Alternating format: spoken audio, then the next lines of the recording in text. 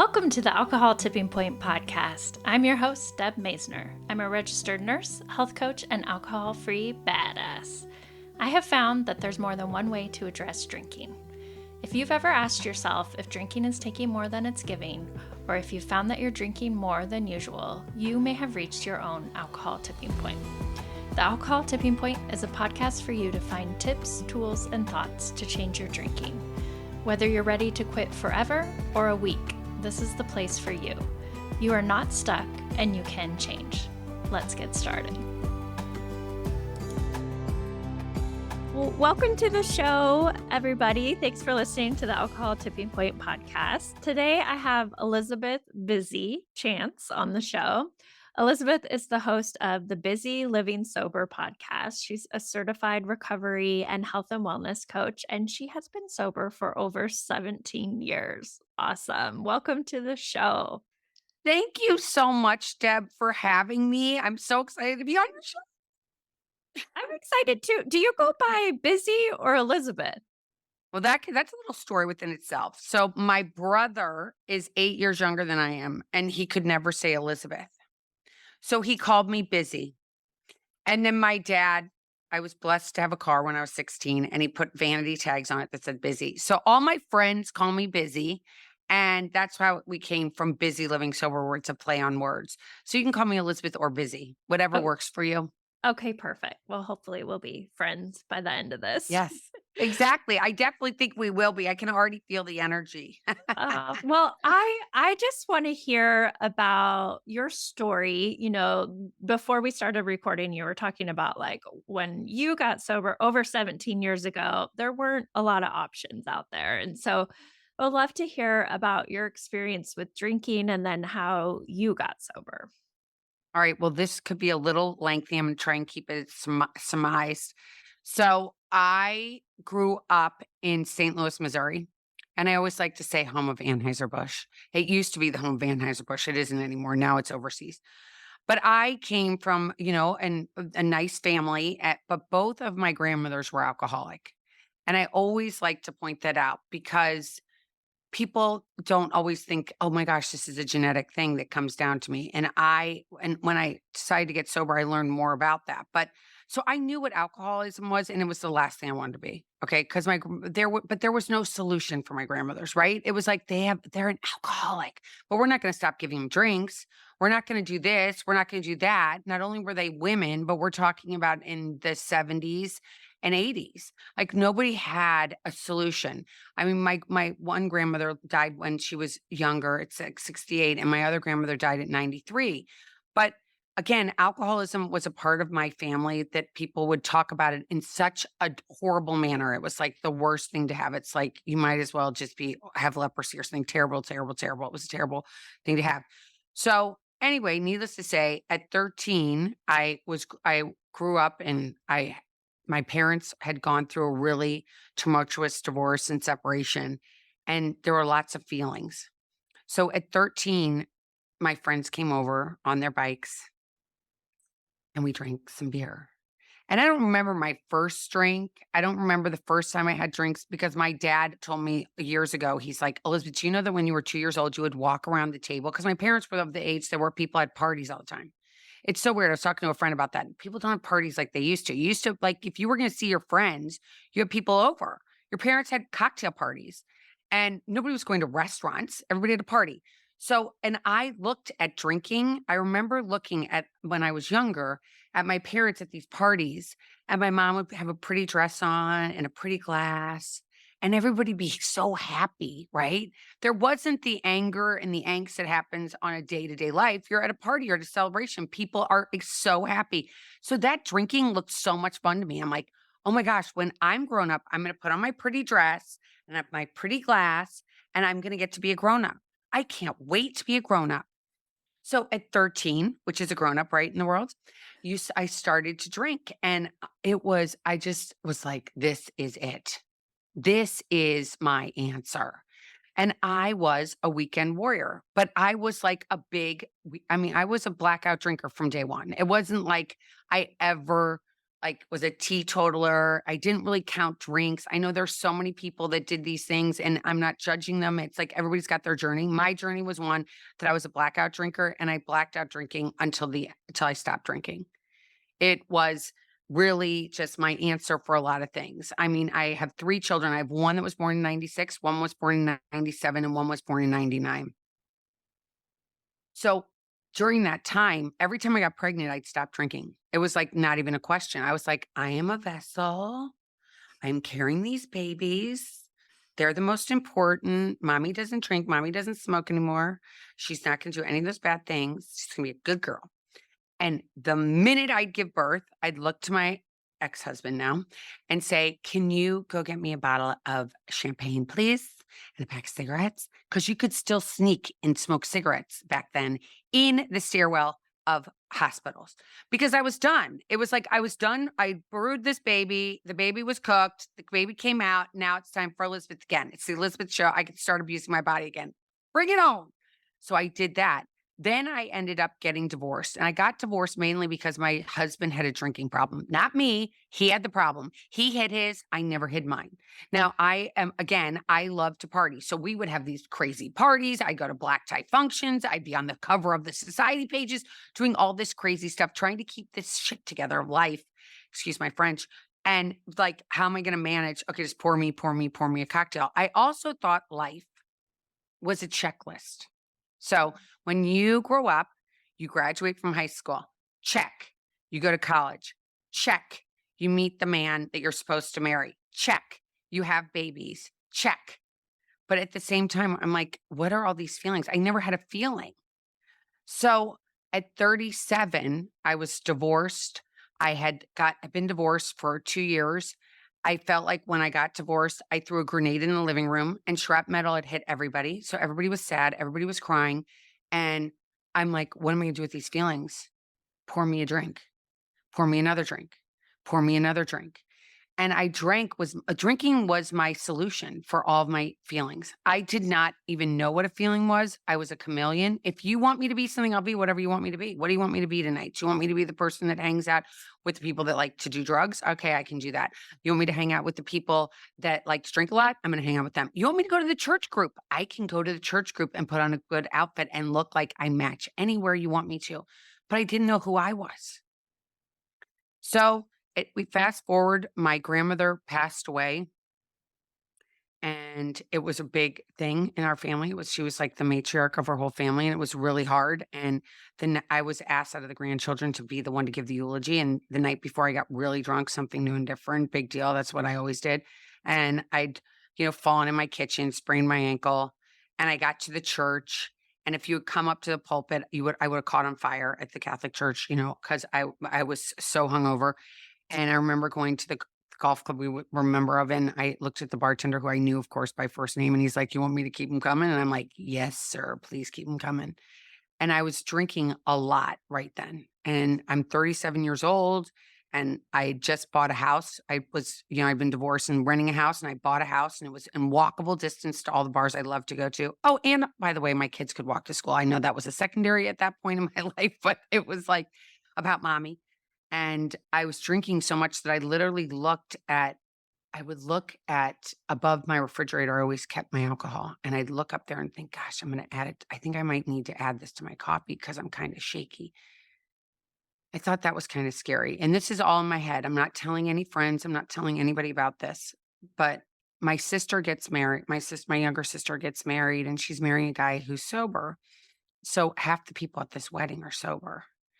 And I, of course, had a dress that was whatever. I had this pretty dress and pretty shoes. And I I got drunk. I always got drunk. That wasn't a big deal. I sang with the band. Big deal, even though I can't sing.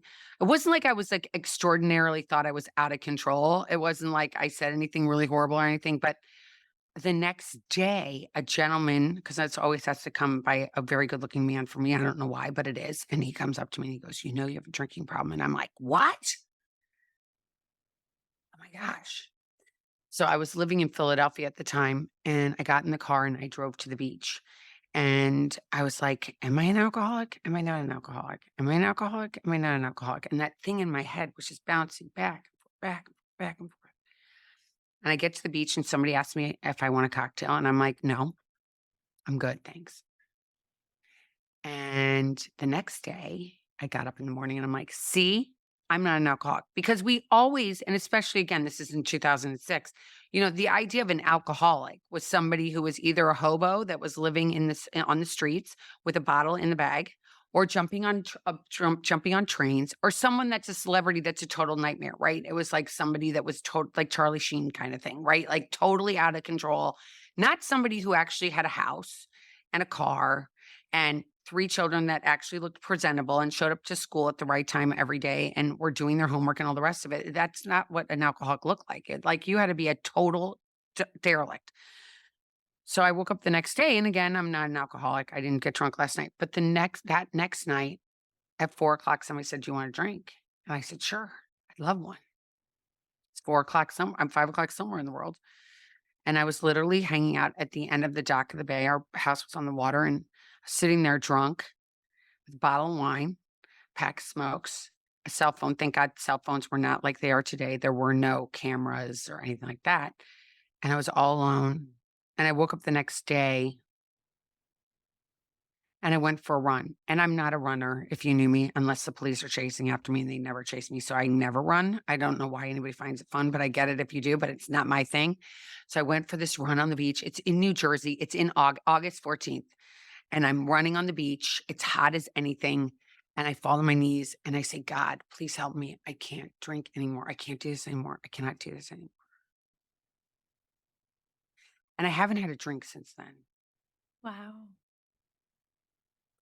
And I'm social.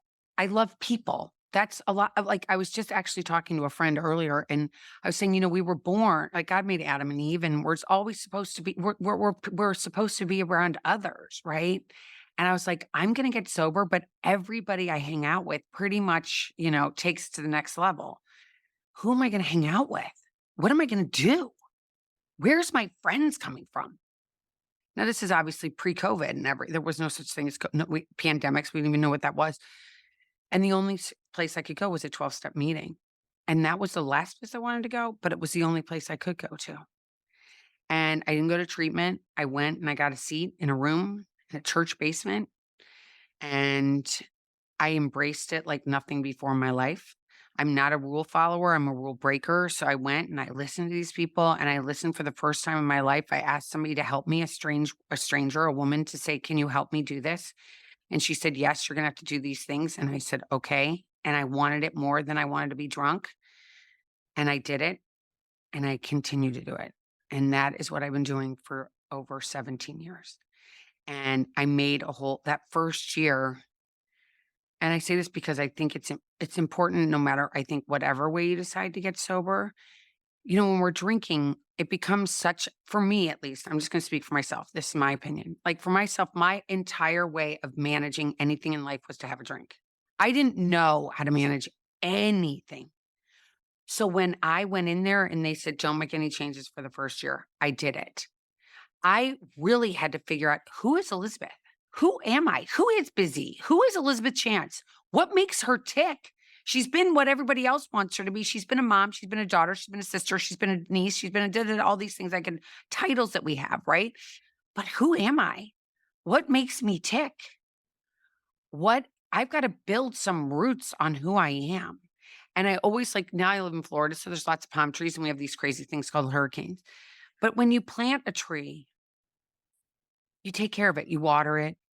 You make sure you make sure there may be stakes there to help manage so that it stays straight. You might give it some miracle grow, whatever you do to make this tree be really firm. Because it's not a question of if there's going to be a hurricane. It's like, when is it going to come? And the hurricane comes and it blows it sideways all the way down. It might even touch the ground, but it bounces right back up.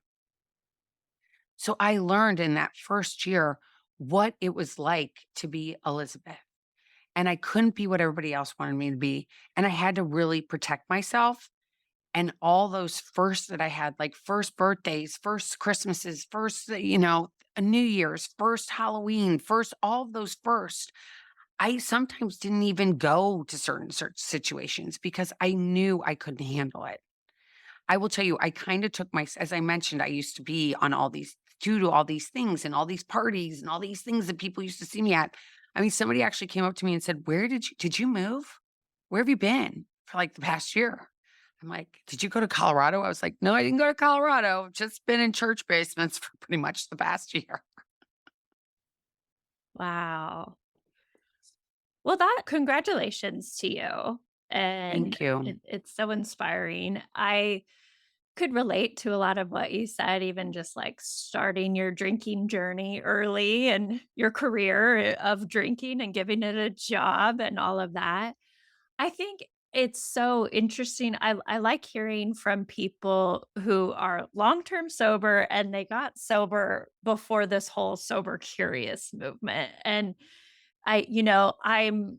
I was the same. Like, I did not wanna be called an alcoholic, and I still don't, and I still don't use that word. I think also because it keeps people stuck. Like, it's like, "Oh, either you're a quote unquote normal drinker or you're an alcoholic." And what is the view of alcoholism? Like you said, it's that derelict. It's the dramatic version of that we see in the movies, or it's that actual movie star. Those were like all our pictures growing up of problem drinking basically. And so that's part of the reason why I don't use that word, because I want people to get help before you hit rock bottom, just that's why I'm like, okay, well, now medical experts use alcohol use disorder and it's on a spectrum. And also, you can call yourself whatever you want, and it doesn't have to be your identity. And so I just was curious, like, here you are, 17 years, you're seeing the evolution of quote unquote like modern recovery. Like, what do you think about all this? Well, for one, I love this question. Thank you so much for asking me because it's kind of a hot topic if Yeah. you wanna know. So it really is, and to me, it's semantics in a lot of ways. It really is, and it's like, I have always my mission has always been to help people get sober in whatever way you do it. I am not when I was drinking, I was very much a black and white thinker. I was thinking it's either good or bad, right? As a person, I was what I don't know if my parents were, I don't know if it's society, what it is, but everything always had to go into a category of being good or bad. There was no color in between, right? But with technology, with social media, we are having this ability to reach others in a way that we never could before. So, whatever way somebody wants to get sober, if you want to call yourself an alcoholic, if you want to call yourself a gray area drinker, whatever you want to call yourself, if you want to call yourself a Christmas tree, yeah, I mean, like we're in this world that we live, can call yourself whatever you want to call. If that's going to help you get sober, I'm for it 180 billion percent because I've been around long enough that I've seen enough people die. I've had best friends that have died because of this disease. I've had more than I want to even talk about. I mean, some of my closest friends are no longer walking on this earth. It is such a cunning, baffling, and powerful disease. I mean, right now, and you mentioned that word rock bottom. Rock bottom for some can be death. A lot of people, it is death, unfortunately, because of the stigma, because of the trauma, because of whatever this person, the mental illness. When we're talking about when you go to an insurance company, this is all covered underneath the umbrella of mental health. And people today, to be able to go, I'm a sober cis, or I am a gray area drinker, or I'm this and I'm that, if you're getting to the end of the day that you can be a better mom, a better spouse, a better partner, a better human being that can actually get up in the morning and look in the mirror and like themselves, I'm for it 100 and billion%. Because again, nobody tells us growing up. I think it's really interesting. For one, cigarettes in the world today are like so taboo, right? They are. If you can't even smoke in certain cities in America anymore, right? And there's all these warnings about it. There's no warnings on cigarettes. I mean, on alcohol like that. Nobody says to you, okay, by the way, it's not really great. Now, this weed thing, right? What weed does and eating these edibles and all the rest of it. Where does that take you? So we don't have any messages about that, right? Because it wouldn't be good for those markets, for the money business. They tried to get Philip Morris out of the business, right? They're like, no more cigarettes. You're done. We're not having any more cigarettes because they kill you. But what about the rest of the stuff? I mean, right now, the fentanyl crisis that's going on in America right now is absolutely insanity. 300 people die a day. A day. That's like a plane going down every day in America. A plane. Like if we had an airplane flying out of the sky and crashing into the ground and 300 people dying, wouldn't people say something about it? So I love what you guys are doing. I love it. A lot of my friend I know other people that are totally against it. And again, if you want to be against it and you want to judge other people of the way they do it, that's on you. I will not judge anybody how you get sober. I'm like, rock on, do whatever you need to do because that's what's important at the end of the day. It's about you. Because if we can start to love ourselves, we can love others. And then maybe all this darkness that around can go away because we all love each other and love ourselves. Yeah, that's sweet. That kind of makes me tear up. I Yeah. just it is I get sad whenever I see the debates like there's only one, one way to recover. You shouldn't promote this or that, or you should do this or that. And it's just like, you're right. Like at the end of the day, it's like, what is best for you? And I like the question, instead of asking yourself, are you an alcoholic? Like, would your life be better without alcohol? And if yes, then there's your answer. And if you don't know, then you could be sober curious and take a break and just see, like, okay, how do I feel without drinking? What am I using this for? What is it doing to my health? Just really educating yourself about it. And that's something I'm really passionate about as a nurse too. And I'm a nurse. I work in wellness, actually. We do preventative health. And we help people with pre-hypertension and pre-diabetes. And, we're all about like, okay, let's help you before you have a heart attack, before, you're in a diabetic coma or ketoacidosis or whatever. We need to help people before they get to a crisis. And we don't do that with mental health, and we definitely don't do it with drinking.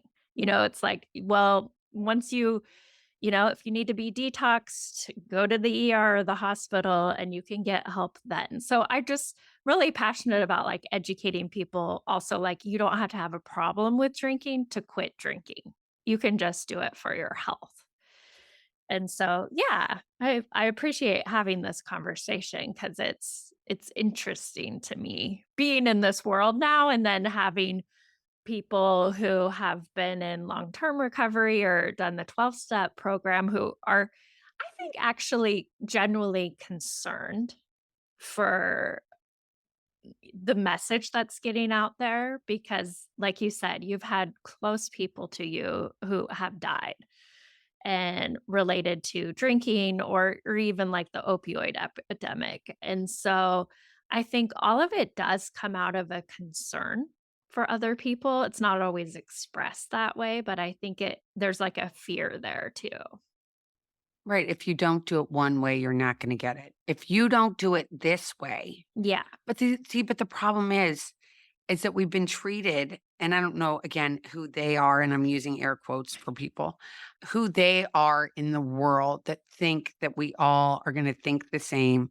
We all are going to everything's going to work for the same thing for all of us. I mean, the one thing about sobriety is that, I know enough people and enough treatment centers that their statistics aren't very great. Okay. Most of them aren't. Let's just face it. And they're in and out and in and out and in and out. So if we go and we change it and we say, okay, you know what? Not everybody's going to like meat. Not everybody likes chicken. Not everybody likes shrimp. Okay. Let's just face it. There's like, that's just three food groups. Like those are just three foods. Okay. There's billions of other choices. How many restaurants can we go to? So why would we think as a society of human beings that there was going to be one way to skin the cat. There's not, there can't be. And so the fact that this is out there and somebody can say, you know what, this appeals to me. This way of recovery sounds good to me. Recovery church sounds good to me. Going to an AA meeting sounds good to me.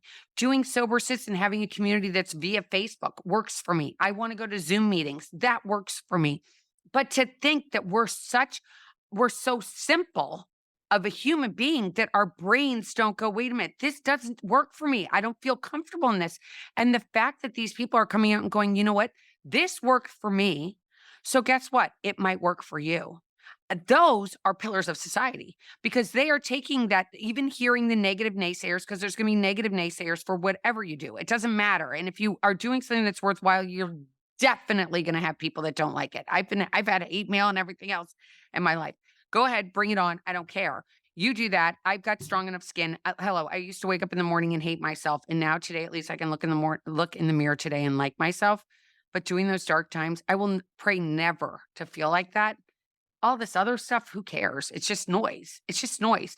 So doing what you guys are doing and being out there as pillars to say to somebody, you know what? Does this appeal to you?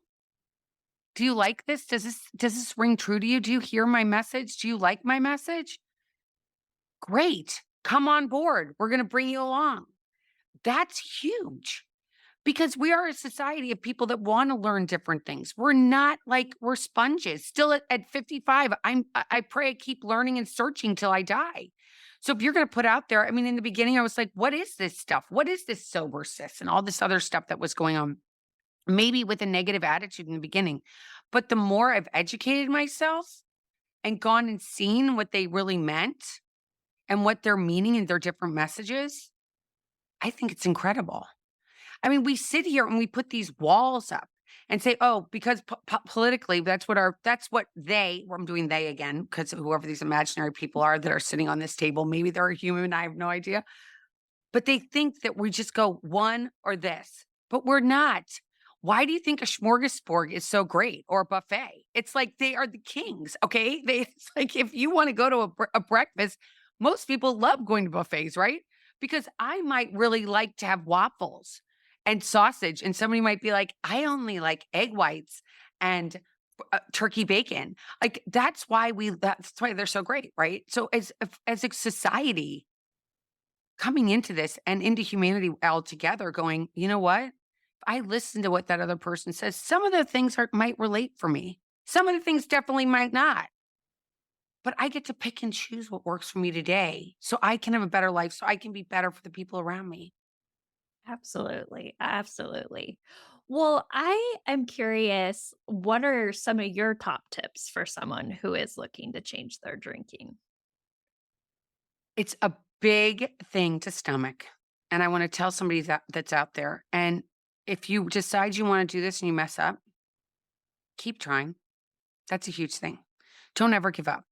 Because I know people, I'm just going to give an example. I know people that would have gone to 12 step for, let's say, decades. They would go, they'd drink the night before, they'd show up in a meeting. They'd go, they drink the night before, they'd show up in a meeting. And one day it clicked and they got sober. So, whatever your journey is, just know that you just want to do this one day at a time. I have always, I mean, still to this day, I am sober one day at a time. I don't know what tomorrow brings. I might get up in the morning and, I'm not going to drink that day just because I said to myself, please, God, just please don't let me drink today. Maybe tomorrow, but not today. If we just do it one day at a time, that's a huge thing. And when we go and we think of future things, I'm gonna give you another example. My daughter, whose birthday it is today, so we're recording this on November 10th, 2023, and my daughter's turning 26 today. And when I got sober, so that's 17 years ago, however old she was, how old was she? 8. And so when I got sober, I was like, I'm gonna get sober and she's gonna get married. What am I going to do at my daughter's wedding? Literally, that was a huge thought for me. What am I going to do? My daughter's 26. She's not getting married anytime soon, by the way. And it was a waste of energy. I can tell you that much because when the day comes, you deal with it. We sit here as a society, as me, I mean, again, using myself.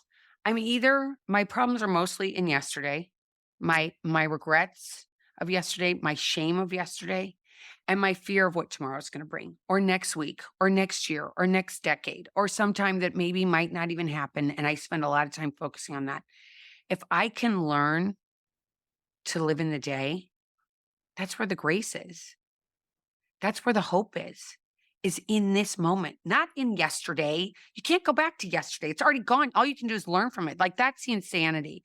That's another big thing I want to talk about is, if you've been doing the same thing every day and you keep going and you keep doing the same thing and you drive to work the same way and you come home and you drive by the liquor store and you pick up the liquor, or you stop at the bar and you stay with the people, the same things every day. And you're like, but I don't like this anymore and I want to change it with the baby steps. Walk out the door and instead of going left, go right to work, go to work right. Don't, if you try not to walk by those places that you used to go to for a little bit, you might need to stay away from those friends. It doesn't mean they're bad. And you can say that it's about me. My youngest always says, Mom, you do you, boo boo. You do you, boo boo. You take care of you. Don't go by those parties. Say, I'm just having some self care. And that's really important is identifying what is important for you. And people are going to be let down. I'm not going to lie to you. Not everybody's going to be excited that you're getting sober. I'm going to tell you that too. A lot of people are not going to like it. I had a lot of people who did not like it at all, and people very, very close to me who did not like it at all. And I had to make decisions that were really tough. But again, I had 3 small kids.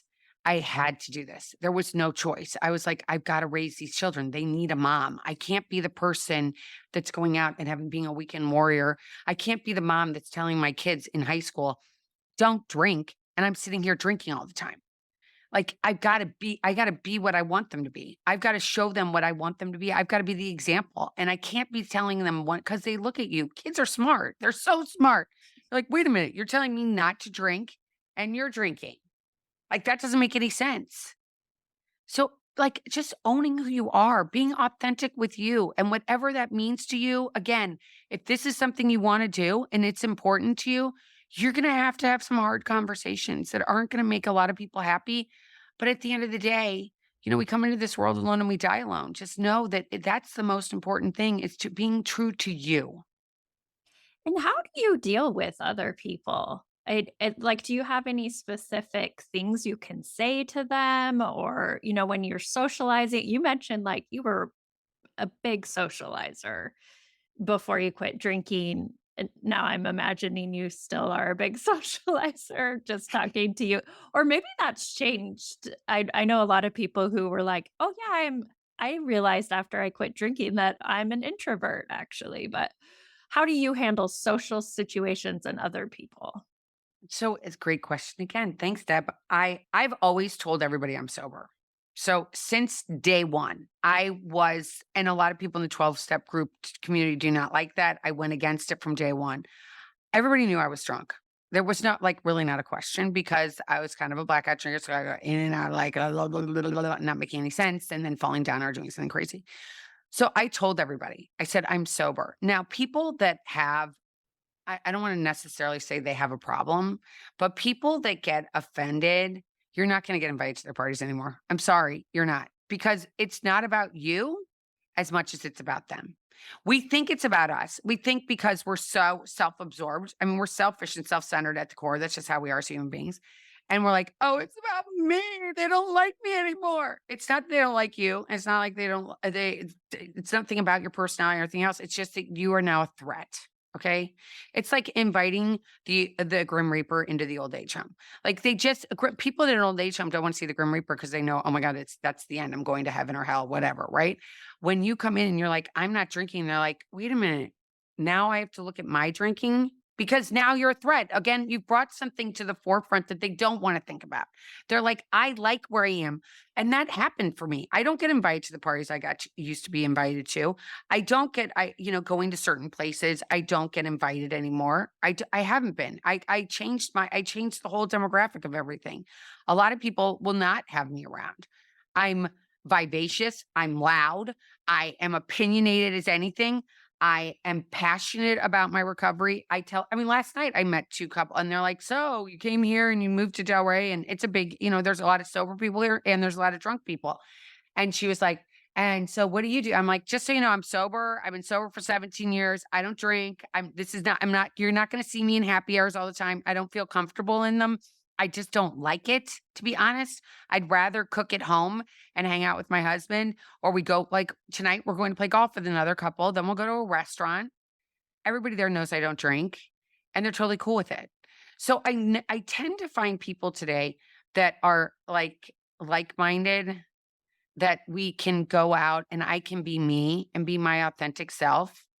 If you want me to be like I used to be, like caring about the stupid stuff in life, which I used to care about, like what kind of handbag you have, what kind of jeans you're wearing, what kind of car you drive, I don't give it like, sorry, I don't, that's not my thing anymore. I want to talk about smarter, more intelligent things. And that's okay. Because I think in life we go through cycles, right? When we're growing up, we hang out with this group of people that we're supposed to be best friends with for the rest of our lives. Well, we get to 55 where I am now, and I'm like, if you're not bringing it, I gotta go. Like, time is a wasting. I'm in the back 9. It's not like I'm in the front 9. I'm in the back 9. I wish I'd learned that earlier. Like, we have to surround people that bring us up, not bring us down. Don't bring us the memories. Like, do you remember when you got really drunk that night and what you did and who you slept with and what you you're like, "No, I don't wanna talk about that, okay? Is that gonna make you feel good that you can put me down so you feel up here? That's not a friend. That's an asshole. Sorry." But it truly is. It's like you want people that make you like, life is short. It's such a gift. There's lots of dark stuff in the world. So just watch the news. You want to bring around people to make you feel good, that love you for who you are, not for all the other stuff, the material stuff that doesn't even matter. Yeah, I agree. I think it can be so hard for people to kind of let go of that identity and that, you think like, "Oh, but I love these people. These are my friends." Or, it can be really hard if your partner is a heavy drinker. I've seen a lot of people struggle with that. Do you have any advice for if your spouse is the one that drinks? It's hard. It's hard. I just heard something. Do you know that married couple in America, do you know how many minutes a day they talk to each other? Married couple? Ooh, 10? 3. 3 minutes a day. 3 minutes a day. When you're married to somebody, and I know especially in this world, like financially, life is really tough for a lot of people. And I do not want to minimize that. And I know that we sometimes are with people that in the beginning we thought that was going to look one way and it doesn't look that way anymore. You can go to therapy, right? You can go get a counselor. You can talk to a counselor. But at some point, you might have to say, this isn't working. It's not working for me anymore. I love you. And it was great when it started, but right now something has to change. I'm changing. And if you can't change with me, how are we going to move forward? So setting a boundary, I don't know if it necessarily has to be you get divorced. I mean, you might have a place that's large enough that you can have your own rooms and you cohabitate. And I mean, God is mysterious and amazing. And you can pray that that person's going to change. I prayed for 10 years. No, it must have been 7 years. I prayed for 7 years. My ex-husband and I were big drinking partners. I mean, we were big, big, big. That's brought us together. We partied the same exact way. And when we got divorced and I went and took that throttle, like imagine a boat, and I just started drinking insanely. And then I got sober. He hadn't stopped getting sober. And we had 3 kids. And it was horrible. It was horrible because I knew what he was doing. Now, even if you get divorced, that person is still in your life, especially if you have children. They're not disappearing. I'm sorry. You can say, "Oh, I'm going to get divorced," and then magically they disappear. They do not disappear. They are still in your life. I'm sorry, but they are. So in some ways, it might be better just to figure it out on what way you're going to deal with it. That's like kind of my advice because now looking back, whatever, things would have been different, but they aren't. They are the way they are. But I would go and I'd scream at this person in my life that was like my coach. And I'd say, "Oh my gosh, I just can't stand him. He's doing this, he's doing that, he's doing this, he's doing that. He doesn't show up for this. He just fell on his head in front of our kids. He's such an asshole." Da da da. And she'd be like, "Pray for him." Uh, I don't want to pray for him. I want to get a Ouija doll and stick pins in his eyes. Let's just be honest. I don't want to pray for him. She said I had to do it. And for some reason, I did it. Every day I'd be like, okay, pray for him, pray for him, pray for him. And I pray for him. Well, 10 years ago, in a couple days actually, he had been over at my house. We had caught one of my kids doing something I didn't want them doing. You can use your imagination. He was in high school and I was freaking out. He was my oldest. So, of course, I went, full level. Oh my God, nuclear. They're doing this. What are we going to do? He's da, da, da, da. I mean, he said, I'm going to go pay a parking ticket. I'm like, okay, you have fun. So he left after we had our discussion. And I knew he was red in the face because he always was. But I didn't know that I can't smell anymore. I've been able to smell for many years. And I couldn't smell any alcohol on him, but that's just me. So he goes to the police station to pay a parking ticket. And my phone rings and it's him. It's 10 minutes later. I'm like, what's up? He's the only person in the world that calls me Liz. Liz? Yeah. You need to come and get me. I'm at the police station. They're going to arrest me if I get back in my car. This is the father of my kids, you guys. Like these people we're married to, like we came together at some point on the same level. It's my kid's dad. I get my ass in my car and I drive over there, and the policeman happened to be like a crew coach for my daughter as well. And he said, who is that guy? And he's an alcoholic. I said, yeah, that's my kid's dad. And he's like, he can't, if he drives that car again today, I'll arrest him for DUI.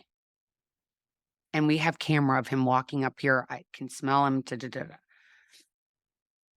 said, okay, thank you so much. So I take him, I get him in the car. I maybe didn't use the nicest language that one would use at all times. Let's just face it, because I'm a volatile person and I'm reactive. And I'm like, so here are your options, bro.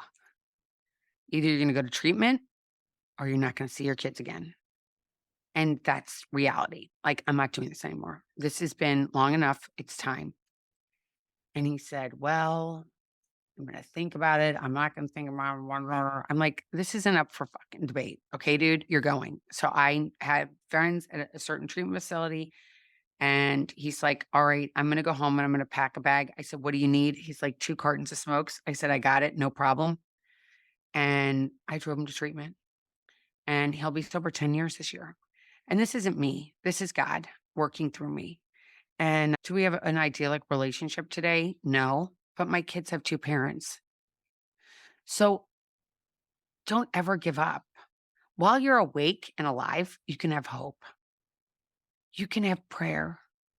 You can get to these places that you can go, oh my gosh, this is like the worst day of my life. And I just want to pick up a drink. And this is so hard. And he's half in the bag over there. And this is so uncomfortable. And it's uncomfortable, but uncomfortable doesn't last forever. Feelings don't last forever. Go into your bedroom, put on your favorite song. Dancing and listening to your favorite music makes you happy. It just does. It gets your endorphins up. Go outside for a walk. If you live someplace cold, go wrap yourself up. If you've got young kids, they always love to go on an adventure. Say, oh, we're going to go on an adventure. I got to go get changed. I got to get out of here. And it can only be for 10 minutes and it'll change you. Whatever the tools are that work for you. Some people it might be eating a pie, eating a cake. I don't know. I mean, I don't think that's the greatest thing, but if it works for you in the beginning, do it. Don't judge yourself.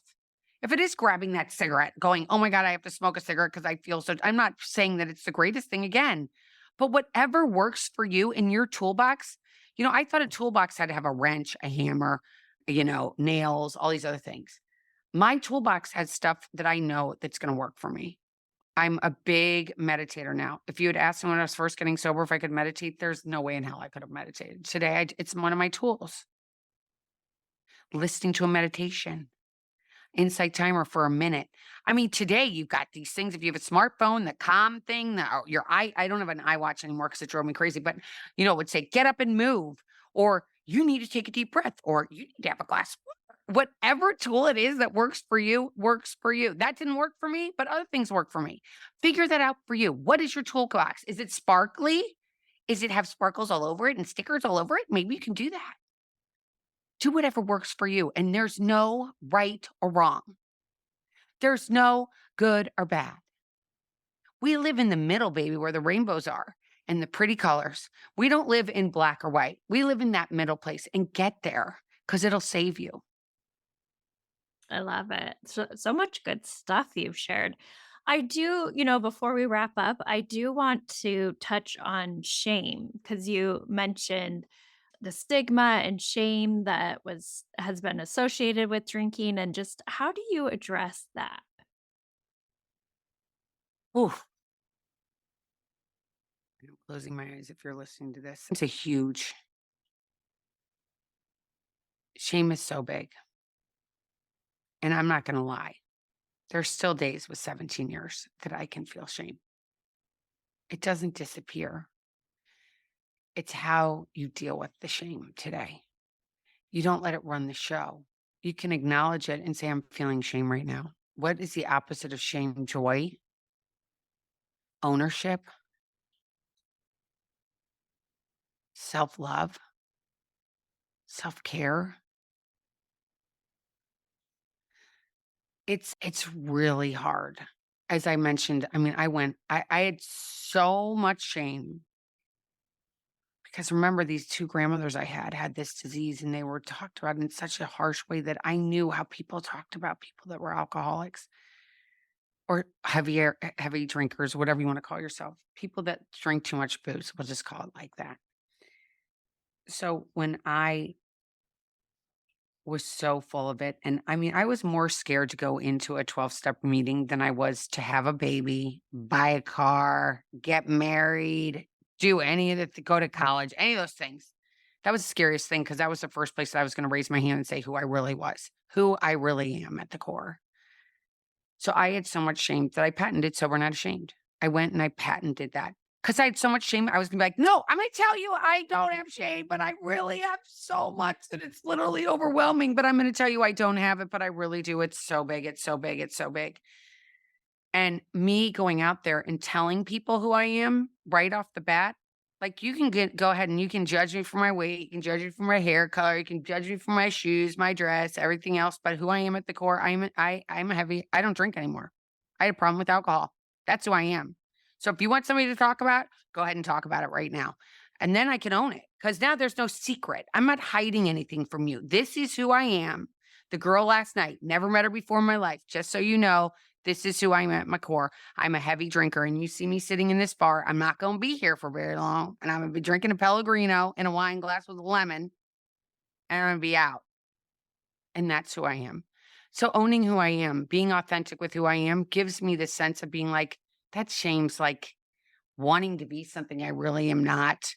And you got to look who I am. This is who I am. Bumps, lumps, lines, weight, everything. I carry it. It's who I am. That's who I am at my core, you know? I'm a person who couldn't deal with the feeling for the life of me. And when they say that there's normal drinkers, the only thing that's normal is Wonder Bread. Okay, Wonder Bread comes out of the sleeve. I don't even do they I think they still do make Wonder Bread. But it comes out of the sleeve. You can pull the wrapper out and each piece is going to look almost exactly the same except for the head and the heel, right? Those ones are maybe looking a little bumpy. Nobody's normal. Normal doesn't exist. Normal is bread that you buy at the grocery store. Human beings aren't normal. And human beings that think that they want to get normal, that sounds kind of boring. I want to be multi-grain, 12 grain, 30 grain. I don't give a crap, whatever it is. And I got bumps, I got lumps. I'm sweet, I'm a little sour, I'm a little spicy, depending on the day. So it's like bring it on and own who you are. Don't be what somebody else wants you to be. We are all perfect in God's world. You know, we are all perfect and we all have different traits. Our mom has different traits. Our dad has different traits. Everybody in our family members. And we come into this thing with all these things mixed together, just like a mutt dog, which mine are, even though they have these fancy names now. They're mutts. We're all mutts. Embrace who you are. Look in that mirror and find out what those tools are that are going to help you. And your tools might be way different than mine, but that doesn't mean you're bad or I'm bad. We're here just to bring each other up and love each other. Well said. So well said. Well, I want to thank you so much for coming on the show. I'm going to be on your show, the Busy Living Sober podcast. So I'm really looking forward to that. Can you let people know how they can find you? Okay, you can for one, you can Google me, Elizabeth Chance. I'm not the one that is the doctor. There's an Elizabeth Chance that's a doctor that comes up. We're like tagging on Google. It's kind of funny.